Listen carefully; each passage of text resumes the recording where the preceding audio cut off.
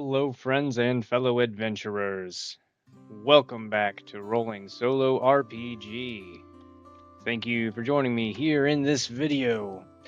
We, as always, are going to be continuing Zargo's tale.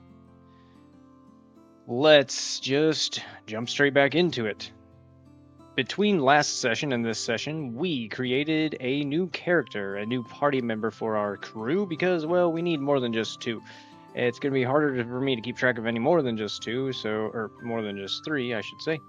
So we're going to stop there, but I needed another party member. I saw an opportunity, so I took it. So on the screen here, right between Vega and Zargo, we have our new Brack Neelan, if you watched the previous couple episodes. So, where we actually stopped the last session was heroes saved Brack from being a victim of a ritual that these two now dead cultists, we'll call them, for lack of a better word. We don't really know yet right now. One was a half-orc woman and one was a lizard folk woman, and they were getting ready to perform a ritual on this poor fellow. We came in, killed them dead, cut him free. We found out that this lizard folk was the lover of the dwarven woman we found in Amari's office many episodes ago. We knew that someone named Vinith had purchased the clan dagger that Vega is looking for. Now, Vega is looking for the clan dagger because it is a clan dagger from her specific clan, and she knew the woman it belonged to, so she wanted to do what is custom and return the clan dagger to the clan when a person has deceased. We were looking for Vinith, and we found him. Now, if you watch the character creation video, his name is Brack. I know I kind of already said that, but he's going by the alias of Vinith just for the purpose of, purchasing, not giving his real name sort of thing. That was actually his mother's name. Useless information, but where we ended was Vega had just told Brack that Dordan, the dwarf woman, was unfortunately no longer with us. Now, instant rage came to Brack, and he swore that he's going to take the clan dagger, and he is going to use it to get vengeance on anybody who had a hand in Dordan's death. Zargo agreed that he can join their posse, we'll call them. Zargo is in it for possibly a bonus if she can get this investigation finally over with that we've been trying to get done since episode 1, that the item from the museum being stolen. We still have not yet recovered that. Long ongoing story progressed into this, but here we are in the basement. We need a game plan. So, all three of our heroes are aligned with the fact that we need to kill Amari, or at least arrest him. I'm thinking Zargo wants to arrest him, Brack wants to kill him, and Vega is probably indifferent either way. Vega is a guard, but previous couple of sessions ago, she admitted to being part of the resistance on the north part of the island that is kind of rebelling against what's going on inside the city walls of Promise. Zargo was unaware of this. Vega is part of the resistance. Brack is not part of the resistance, but his lover Dordan was part of the resistance, and he knew this, but he does not know Vega. He just knew of it. Dordan didn't like to really talk about the resistance. She admitted she was in it, yada yada yada. I think kind of what I'm getting out of this is Dordan was kind of done. She found Brack and they fell in love. So she was kind of like, hey, I want out of this. I want to stay with this. I like this more than the resistance. That's another side story. We got 3 different stories here going. My brain's all over the place. Sorry that this is a long intro for literally nothing happening. So, we need to get something started. Our heroes need to put their heads together and figure out what step to do next. I'm thinking it's been a few days since we've seen Amari. So, our heroes are going to... I think they're going to divide and conquer for this strategy. Brack is kind of saying, I am willing to team up with you, but I need time to grieve. But during that time, I will use my resources to figure out what I can. Maybe a location of where Amari can be. But if we are going to split up, we need to decide on a meeting location and a meeting time. Vega agrees. Yes, I agree. But where could we all meet? A place that we all know. I say we meet at dusk. At, let's say, the guardhouse. Zargo, any thoughts? Well, I don't know. I'd say the guardhouse, but I'm thinking maybe a place a little less suspicious for us to just be meeting.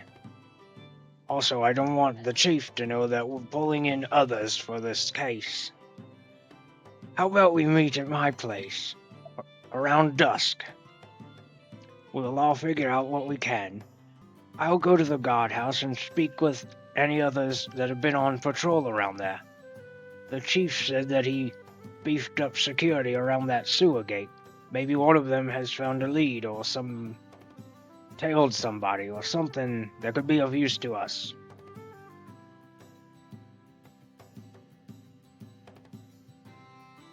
Vega agrees. That could be a good idea.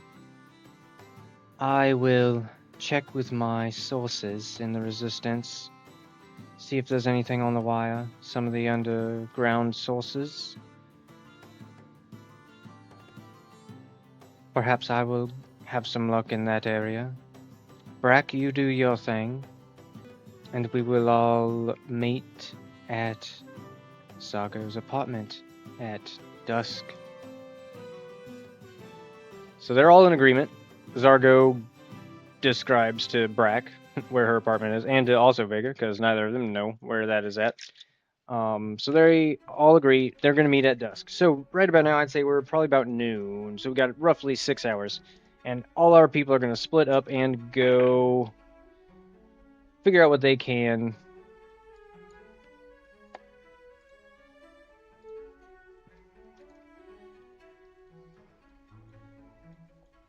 So, since Zargo is our main protagonist in this story, and it is Zargo's tale, we are going to keep the camera on Zargo during this time. And we will just figure out what they have learned when we all convene back at Zargo's place tonight. So, Zargo leaves the ran-down house, and she makes her way south to the guardhouse. She makes her way up the stone stairs and into the wooden doors. Past the secretary at the front desk, and she makes her way inside. Now, there are a few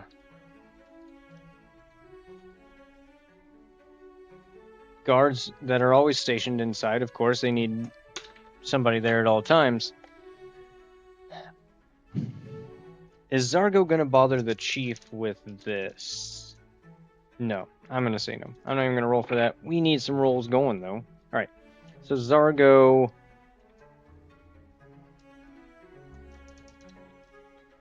converses with a few of the detectives here. Is there any information that any of the guards have found out about anything going on? I'm going to say... Okay, and one thing that I want to touch on. I know I've been back and forth with the chaos factor. I'm going to leave it at 5. I'm not going to worry about going up and down. It's a lot more for me to keep track of, and I think I'm really poor judge of when it should go up and down. So I'm just going to leave it at 5 until I get a lot better feel for it. In the future, maybe we'll go back to going up and down. Chaos factor 5. I'm going to say 50-50. I know I like to use 50-50 a lot.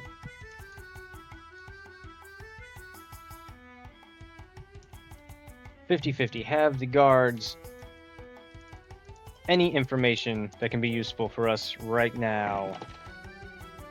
92, no, they do not. Extreme, no. They haven't found out anything. I'm thinking with the extreme no that sewer gate, the one they described to the chief and that has been under surveillance, has not even been used one single time in the past few days since they left.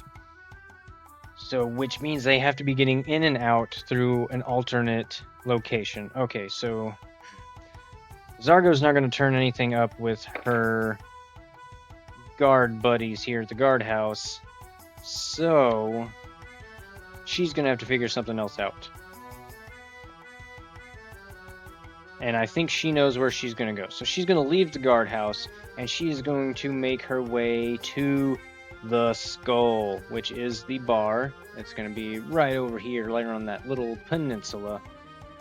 It's a nice little sailor tavern. And Zargo makes her way back there. At this point, it's probably about 1:30. The Skull is just getting ready to open and start letting in some customers.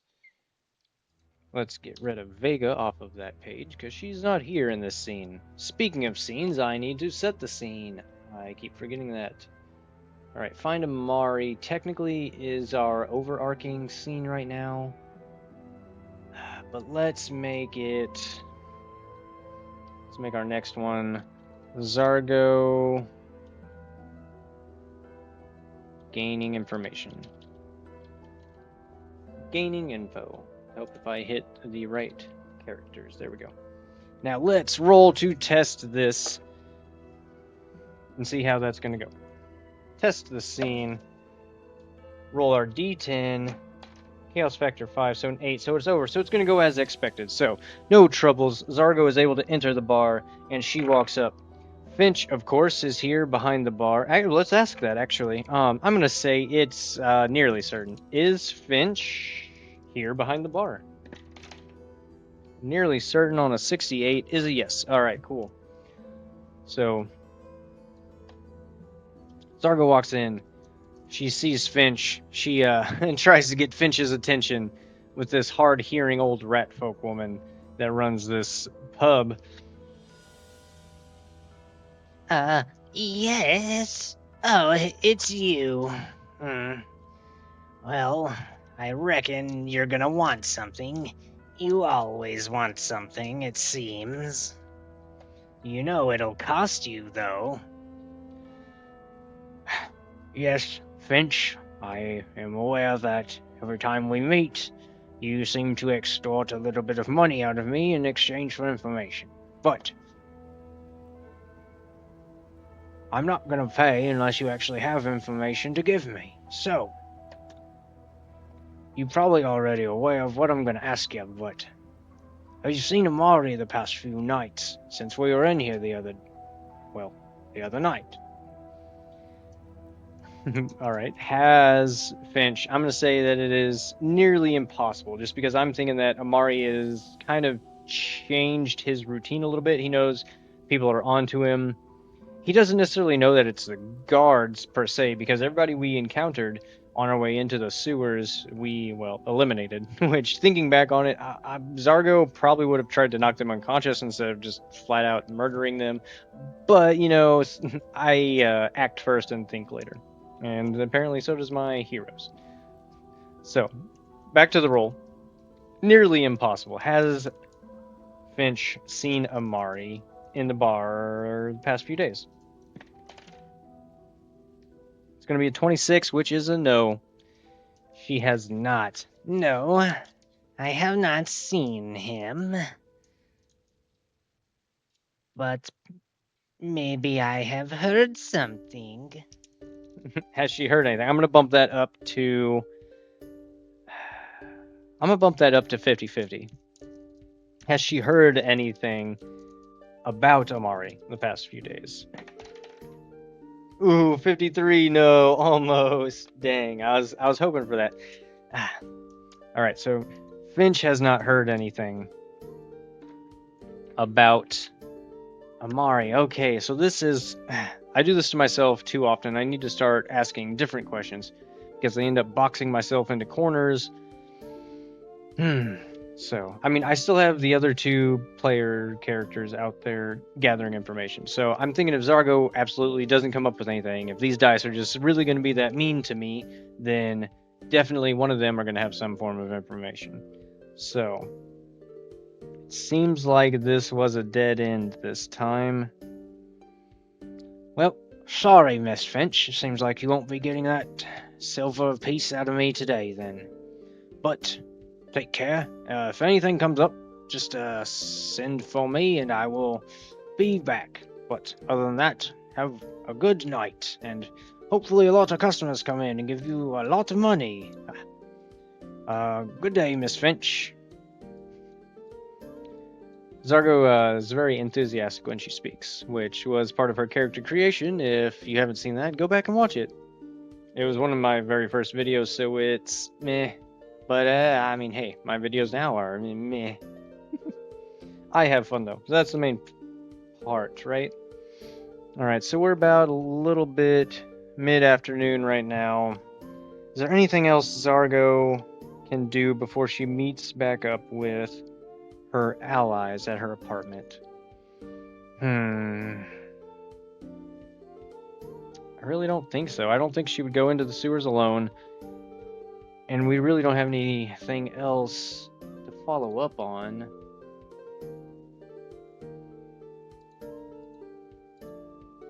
Alright, well then, I reckon Zargo is just going to go back to her apartment then. Midday, yeah.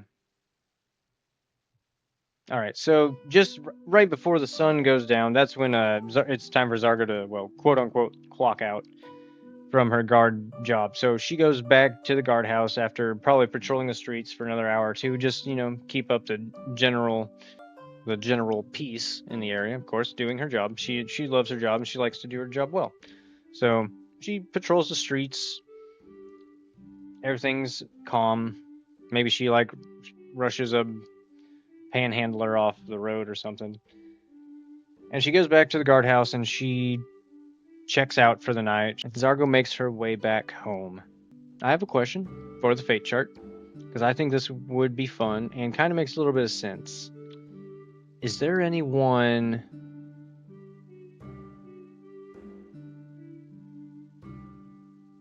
waiting for Zargo at her house? Obviously, besides her allies. I'm going to say... I'll say it's 50-50. That's giving it a big chance, but we need a little bit of excitement. We need to mix things up. So I'm thinking yeah. Is there anyone other than our party members there to greet Zargo when she arrives home? 48 on a 50-50 is a yes. Okay. So Zargo makes her way back to her apartment. She makes her way up the stairs to the second floor balcony. And she grabs her key out of her pocket and starts to unlock the door. I'm going to have her make a perception check real quick just to see if she can notice anything amiss, if she has her spidey sense tingling. I'm going to make it a DC, just to use our Pathfinder rules, which I overlook a lot. I'm playing Pathfinder, but all I do is really ask yes or no questions and drive the story forward. But regardless, does Zargo notice anything amiss as she is unlocking her door? I'm going to make it a DC 16. I know I've been using 16 a lot, if anybody's really even watching or keeping notice of that. But at level 1 and 2, a DC 16, that's a good, medium difficulty class. So, DC 16, perception check. Ooh, nat 1. No. She doesn't notice anything. She is completely oblivious. Her mind is everywhere else as she just opens her door. She unlocks it, opens the door, and walks inside. What do we have waiting for her? I'm going to roll my D12 on my little threat table here to see what kind of threat is awaiting her inside.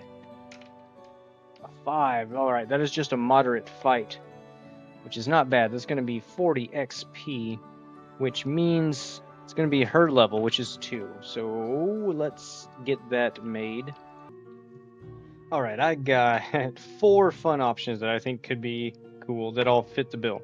So we're going to have either a Kalingi Skulker, a skeletal champion, a zombie brute, or a colo hunter. So I'll put this to a d4, which, if anybody watches my channel, I don't like the triangle d4s, so I just roll a d8, cut it in half. So let's see what surprise awaits Zargo as she opens her door. An 8. Alright, that's going to be a zombie brute. Another zombie. I like it. Just like the zombie that was in the mortuary in our second episode. Let's see if our heroes can make that connection. Okay, for a zombie brute, which is apparently size large, for whatever reason. I don't know how a ginormous zombie is somehow going to be in this tiny little apartment. But we're going to hide the big-ass zombie in the tiny little bathroom here in the north. That's Zargo's little bathroom in her little apartment I made. So, Zargo comes inside and she...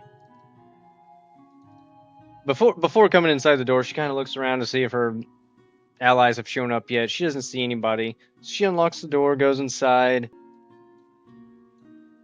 She kind of, she doesn't start to take her shoes off and relax or anything, but she just kind of like come over to her sink, grab a cup of water, swig it down. I think she's going to go sit on the couch for just a second, just kind of like relax her bones after walking around all day. After a few minutes, she's going to need to go to the bathroom. She gets up, slowly kind of makes her way open. She makes her way over to the door to open it. And the door opens inward. Again, I don't know how this would make any sense in reality, but just go with me here. She kind of tries to open the door, and she pushes it in, and it stops. Like, just a few inches of opening. She's kind of taken back. She pushes on it again, and as she pushes real strongly the second time, she can hear a groan. Instantly, Zargo is startled. She jumps back a square. Does she have time to... she probably would have set her sword and shield down by the door. I'm going to go ahead and say that. So she steps back, and we are going to roll initiative right there.